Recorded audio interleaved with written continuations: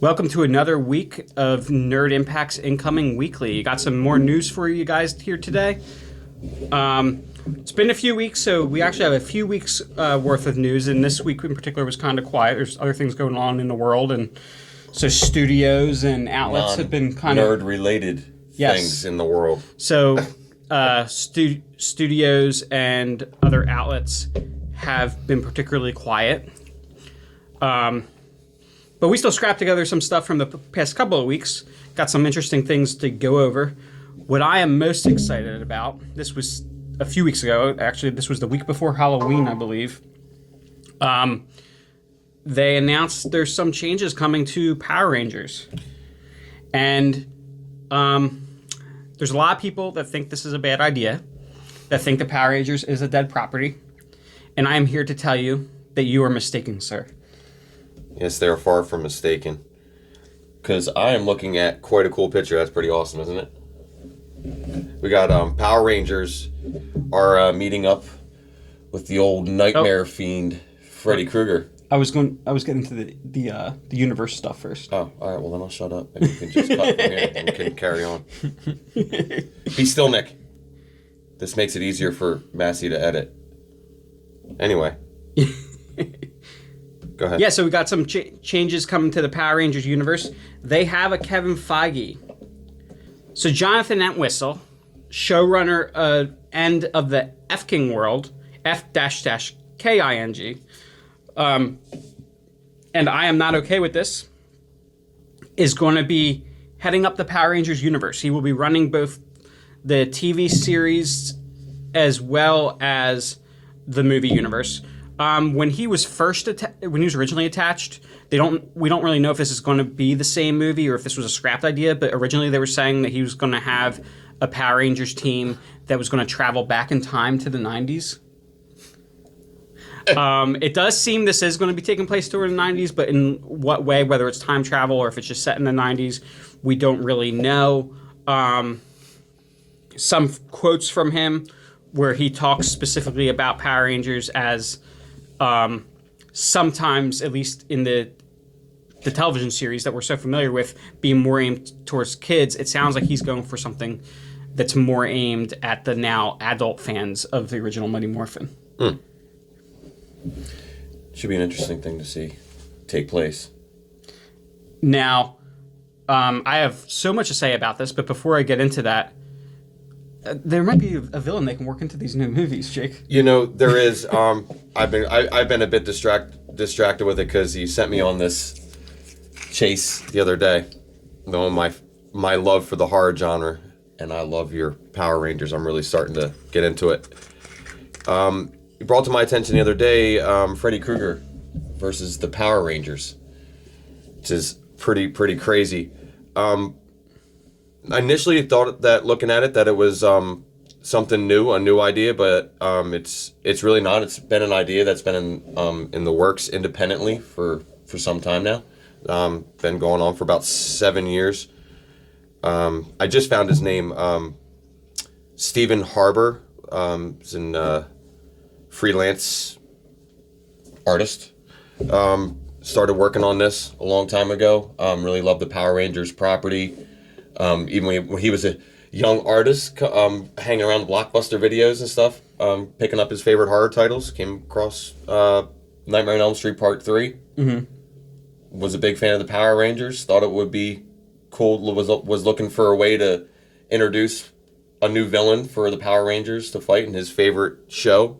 Came across Freddy Krueger, and he's been working on it ever since, which is pretty cool. Yeah, Power Rangers Nightmare on Elm Street. It's an independent project. Doesn't have any involvement with Hasbro or the current owners of any of the Power Rangers franchise. But there is some hype going on about it that it's more than just fan fiction and like just the portfolio of this artist, so to speak, because it's really like if you look it up on the internet, like it's the only thing that he has out there. Mm-hmm. is stuff on this, but it's like full comic pages. It's really some impressive stuff. There's some fan-made trailers out there too of people that have kind of like fanboy to fanboy, which is really awesome. I was just showing Nick one a little while ago. before we started, where they kind of take some different horror properties that it has like a Tales from the Crypt opening, and they splice in old footage of Power Rangers. What's the original iteration of the Power Rangers that we Mighty had Morphin? here? Yeah, Mighty Morphin Power Rangers, with some Nightmare on Elm Street movie clips picked in there. But it's really cool to see, this child of the '90s. He grew up in Nevada, where a lot of the stuff was filmed, like the American stuff was filmed. Apparently, was out that way. But yeah, he's been working more recently on it. It's gotten some attention from some other more important independent comic properties. Mm-hmm. It's gotten a resurgence and a fresh look. But it's definitely something to keep an eye out for. Power Rangers Nightmare on Elm Street, issue 1 and issue 2 are available online. It's an online comic. There's a couple good reviews on YouTube. Mm-hmm. Definitely worth checking out. They get a little bit more involved in it, but definitely something to check out. And it's looking to move further. The idea is to move this idea into a larger realm. Adding Jason Voorhees has been talked around, Mm-hmm. being brought into this world, but it's really cool. The idea is from what I gathered, it's Lord Zed kind of like puts himself inside of Freddy Krueger's body, where there's like a hybrid Freddy Krueger Lord Zed looking character that the Power Rangers have to go up against and fight, and he creates dream demons that are like the putties come out of him, and they like look Freddy Krueger-esque, all burn up and stuff. It's really, really cool. There's some really cool stuff in there. As a fan fiction comic, Harbor knows there's always a ceiling to hit, and you can't make money off a project which takes up all of his time and money. So he's trying to stay out of the reach of the lawyers and stuff, but he is trying to get his comic onto comic book shelves. That's going to be an issue. Yeah, that's where, yeah, like you said, he's aware. He's aware that there's a ceiling. He'll have to get Hasbro to and hopefully maybe they will. Maybe they'll be cool about it. Right. Maybe they'll say, "Hey, this is picking up steam. Why don't we go with it?" Well, it wouldn't just be Hasbro. Who currently owns the horror characters? Freddy Krueger, Jason, Michael Myers. Do you know who owns them? Well, that's the thing. There's different properties that own them, like Blumhouse is who's they own Michael Myers right now. Yeah, who heads or they have headlines Halloween. Rights, yeah. It was Dimension that owned Friday the 13th and Freddy, but they had recently given that up. So is like Warner Media has some involvement. And Warner isn't always so cool about. No. Yeah. That's But one last thing I would like to share about this before we move on from this topic, because this guy definitely does. He deserves some support, and he's really putting it out there. On the surface, Power Rangers: A Nightmare on Elm Street is a celebration of both nostalgic elements in its spoofs, but deep in its digital pages is a bigger ambition with more to do with pushing the limitations of nostalgia and finding the possibilities within those boundaries. Is a quote from the author? It's a quote from this article. This is an article from Inverse. Okay. On the property. We've throughout the decade of We've through a decade of rivals like X-Files where it didn't go like they expected, Harbor says. I think that's what's happened in 2017 Power Rangers movie. And I think that's where Power Rangers is at. This is putting two nostalgic things together, creating something new that sort of craps on them both. It's not disrespectful, but it is tongue-in-cheek. It's not saying you can't go home again, but if you do, it does look a bit different. I think, nice. You know what I mean? The guy's he has a respect for both genres, and he wants... Right. It'd be a cool thing to, not have to have a property like Power Rangers be done where you have to constantly think about the kids, Mm-hmm. being, thought about during the process. What if it's just what if just adults want to watch it? Mm-hmm. And the funny thing about that is I am kind of hoping that the new Power Rangers series does take more of a horror approach in the way that I want it to feel kind of like Stranger Things. I want it to feel like a period piece set in the 90s with a group of kids a la Stranger Things who have to hop in the giant robots and fight kaiju a la Pacific Rim. It would be it would be brilliant. That's my dream. And one of the rumors is that they are after, now I don't know if there's anything really behind this, but I have been seeing rumors that they're trying to get Millie Bobby Brown of Stranger Things as either the Black or Red Ranger. That would be really, really cool. Nick, I don't know why I'm thinking horror, but I guess that's because this news was announced around Halloween, and because this was one of your 7 Halloween costumes. But there's some news about Titans on HBO, season 3. So, Titans actor, I think I'm getting the name right, Karan Walters. He released an image of him in his Red Hood costume about a week before Halloween, and then donned that costume again for the holiday. You can see pictures, I think, on his Instagram. And this is his Red Hood costume that he's going to be wearing on the show, correct? Yeah, it's his costume from season 3. Yeah. And what's interesting about it is the design. You can see a crack in the mask, and I'm thinking he hasn't been Red Hood for long. He's already got a crack in his. What if his Red Hood mask is actually Joker's original Red Hood mask? Oh yeah. So it would be hand me down.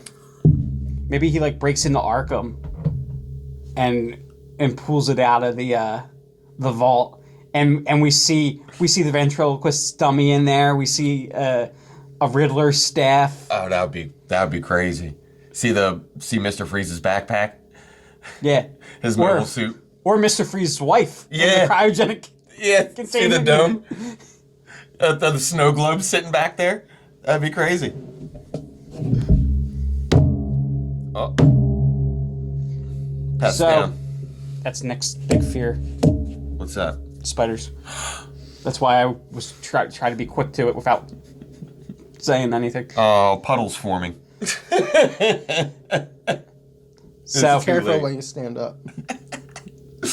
Anyway, so do you know anything about? Because he didn't die.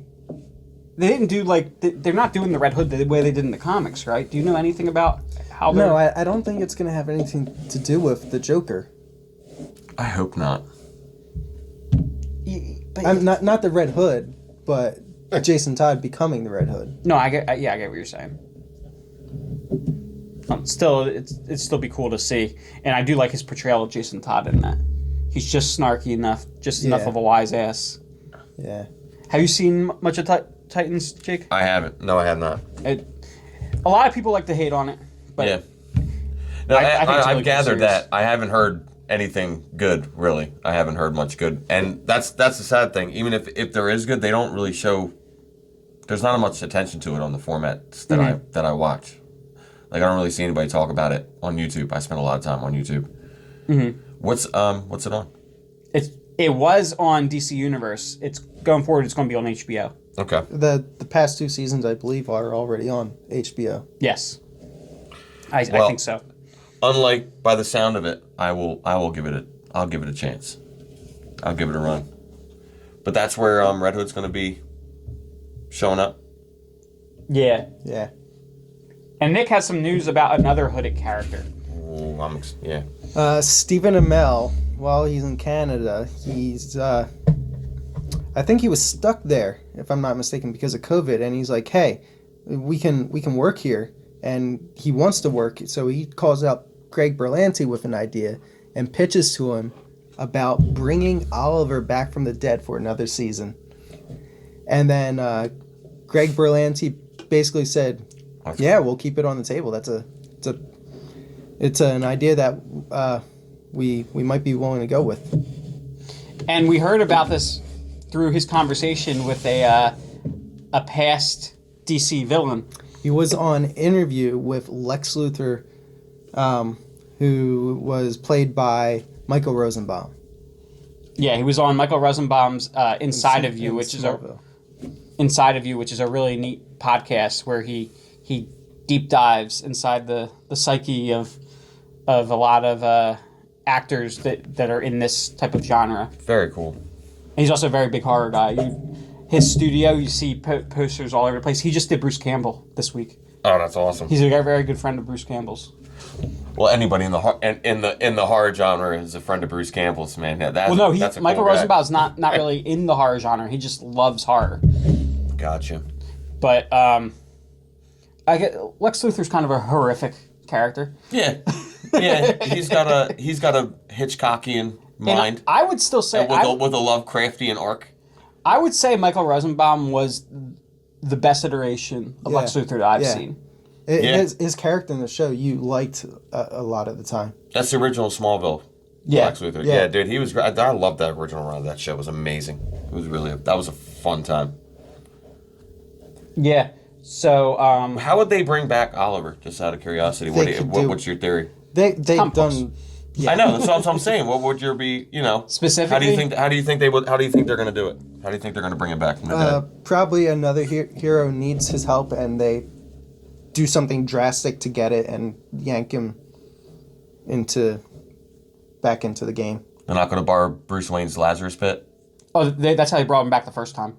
They can't do that again. They can't do it again. Nah. We're all about repeating stuff. They're different. His different body's ways. also gone, I believe. Where's his body?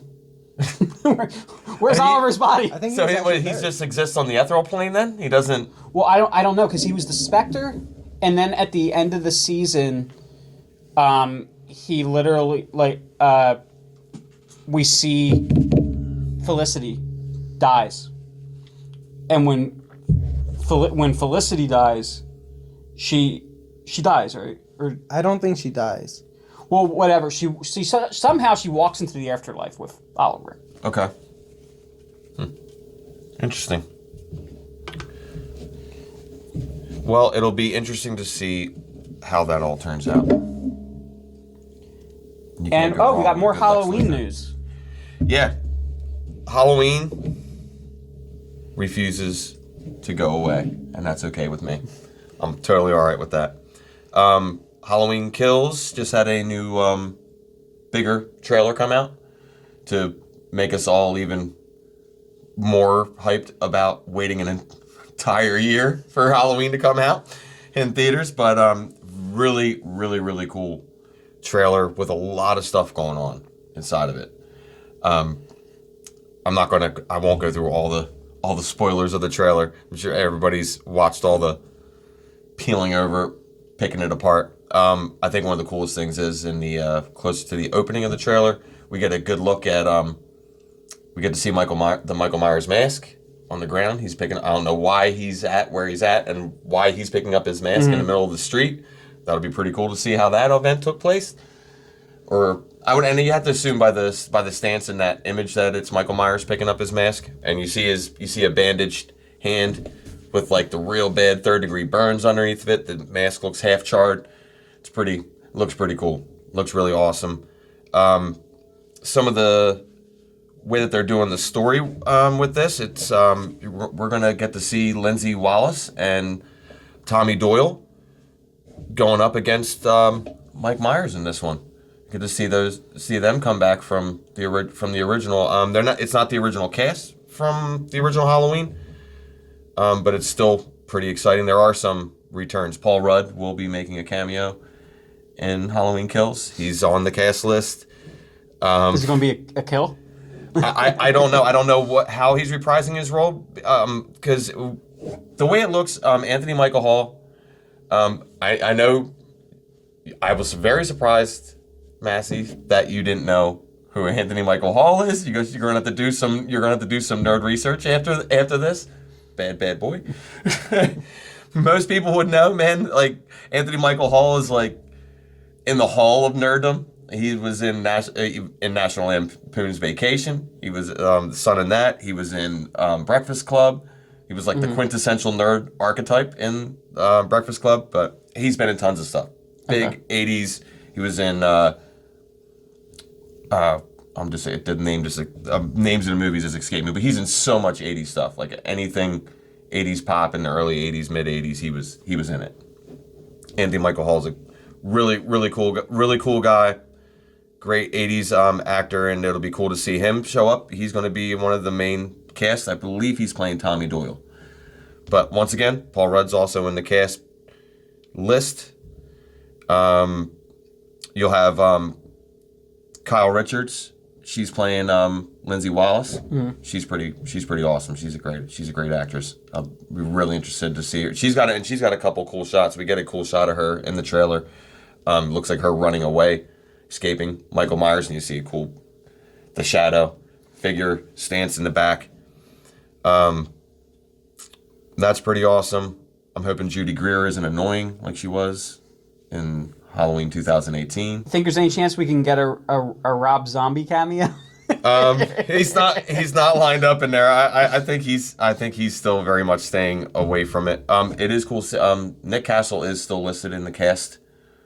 So I'm sure he'll be doing another shot or two as Michael Myers. But James Jude Courtney is back as playing Michael Myers in Halloween Kills. Jamie Lee Curtis is in it. She's not a headlining character in this. I don't know how much Jamie Lee Curtis we're going to get in it. I think they're throwing her more in there as trailer fodder, to be honest. I think they're going to pull Halloween Resurrection on us with Jamie Lee Curtis. That's my call. Kill her right in the beginning?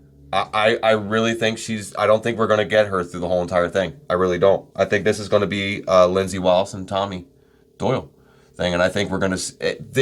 If you watch the trailer... And I say I hope Judy Greer isn't going to be annoying again. That's who plays Jamie Lee Curtis's daughter in Halloween 2018. She looks very vengeful, like she's got revenge on her mind in the trailer. So I'd be very curious to see what her revenge is about. And you don't, like I said, other than a couple hospital shots, you don't really see other than a head turn from Jamie Lee Curtis in the trailer. And you're like wondering like what's she looking at. So it's like, I would imagine they're going to, do a Halloween 2 type of appreciation homage in this and have some of it take place in a hospital like the original Halloween 2 did, which will be cool. But I don't know. My call is, man, I think she's going to get got early in this thing. I'm thinking her daughter is going to get revenge for her mom. We may possibly see them yet again turn around and say that they are related, that Michael Myers and Laurie Strode are related. It might be going back down that path again. I don't know. I don't think it would, because they really went out of their way to... They're leading up, they're building this feeling of revenge from the daughter to Michael Myers. And it may just be because of all the mess that's taken place. I think this could be like one of those reverse horror movies where, like, you ever see, like, Hush? Well, you got to remember, Mikey is all beat up, We left him, he was left for dead, burning a house. Wouldn't it be crazy if we spend the movie watching Michael get hunted? Well, the only other shot, you see the mask, you see a little bit of damage from the knife wound that he took, from the shotgun wound that he took to the face. Mm-hmm. There's a slight, there's a gash in the mask. They deliberately, shadowed out the side of the mask that's charred in the other shot, which is good. I think that's good that they, they leave that up to, to wonder. But yeah, Mike's.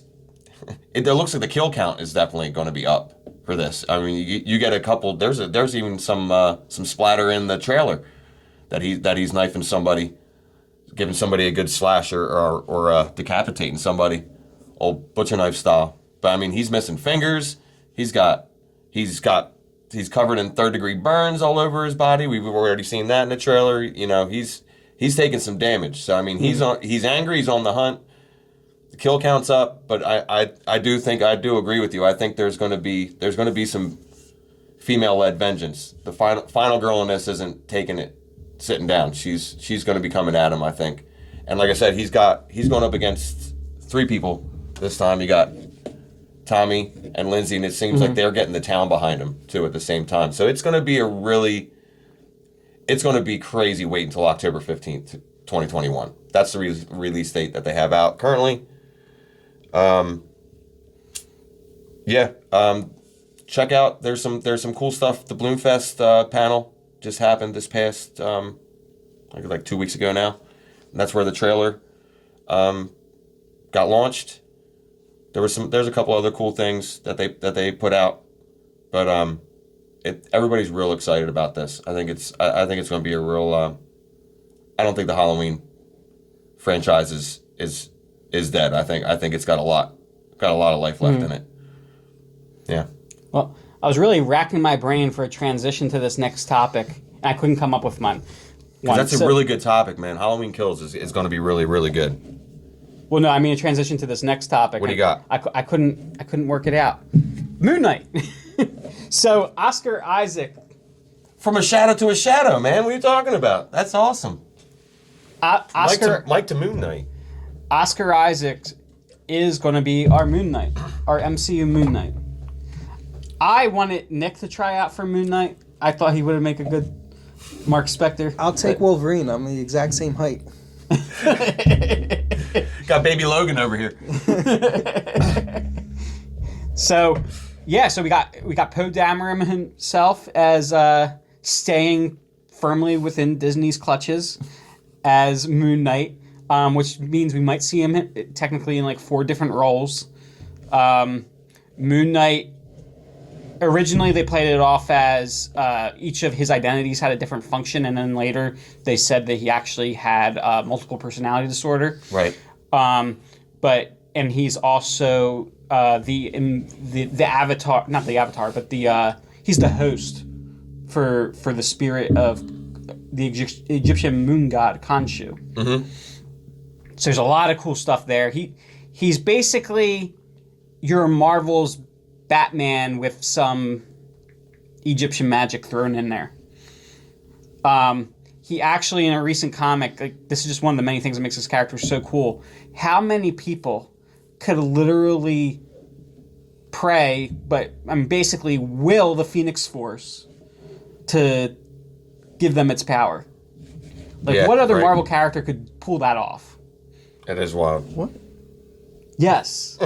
Yes. What? He essentially lost Khonshu, so he didn't have any source of power, and more or less willed the Phoenix Force to himself.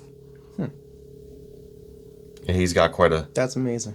He does got quite a profile. And I need to say that if I almost said Poe Dameron, if Oscar Isaac is going to be Moon Knight, if you're getting that kind of star power, guarantee this dude's going to be in some MCU movies. Yeah. Hands down. Absolutely. Was Moon Knight as Mr. Knight was one of the Midnight Suns, wasn't he? Let me find out. I do believe he was.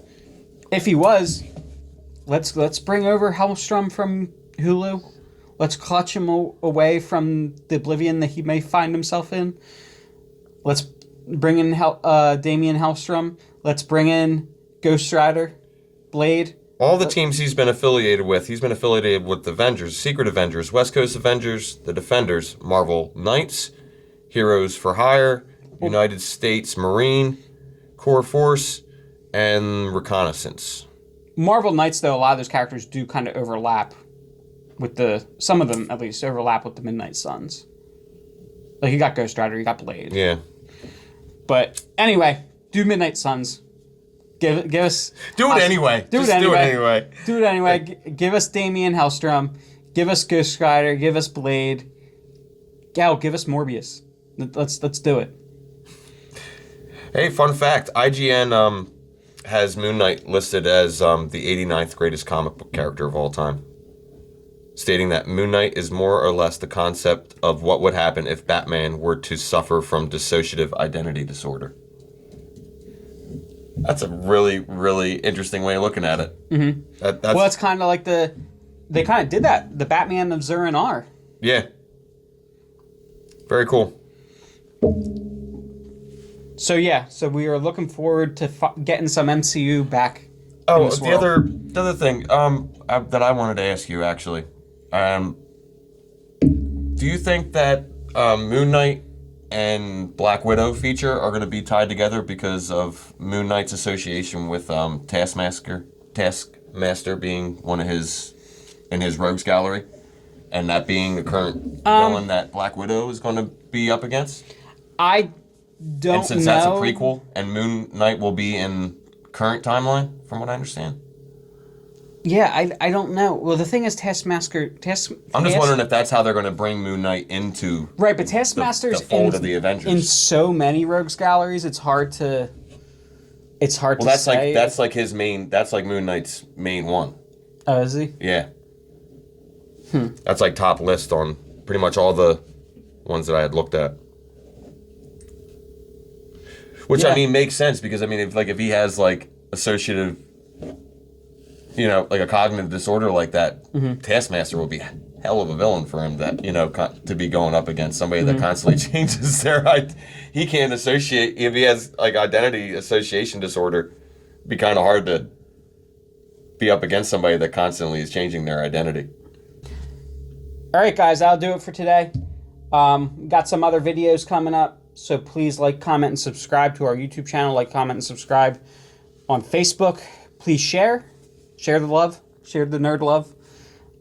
And until next time, guys, stay nerdy. Nerdy. Yeah, nerdy. Stay nerdy. I was supposed to say that with everybody.